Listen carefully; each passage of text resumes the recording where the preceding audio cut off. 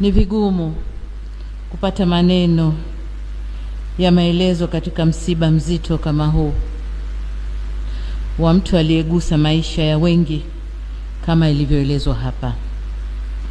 Naomba mniruhusu nami niungane na wengine kuwashukuru watu wote ambao kwa namna moja au nyingine wameshiriki katika kushughulikia msiba na kumstiri ndugu yetu huyu. Shukrani za dhati kwa viongozi wetu wa dini kwa maombi na misa tangu kutokea kwa msiba huu hadi hapa tunapomuaga.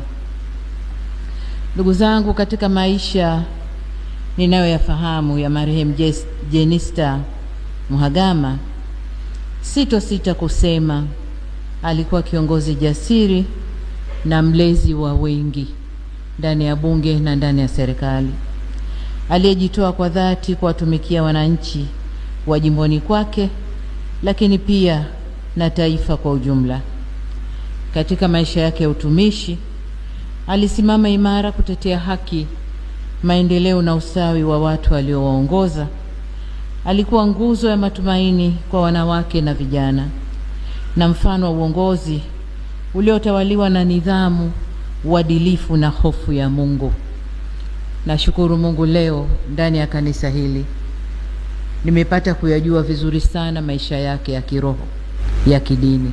Nashukuru sana. Nilikuwa namfahamu kwa maisha yake ndani ya serikali na ndani ya Chama cha Mapinduzi. Mheshimiwa Jenista alikuwa ni mwalimu kwa taaluma na mwalimu katika uongozi. Alitumia kipawa chake cha ualimu kulea na kusimamia mawaziri, akiwa mnadhimu au chief whip, katibu wa kamati ya wabunge wa CCM au party caucus, na mwenyekiti wa bunge. Wabunge na mawaziri walimheshimu na yeye alijiheshimisha. Katika nafasi zake hizo ametoa mchango mkubwa sana katika chama, bunge na baraza la mawaziri.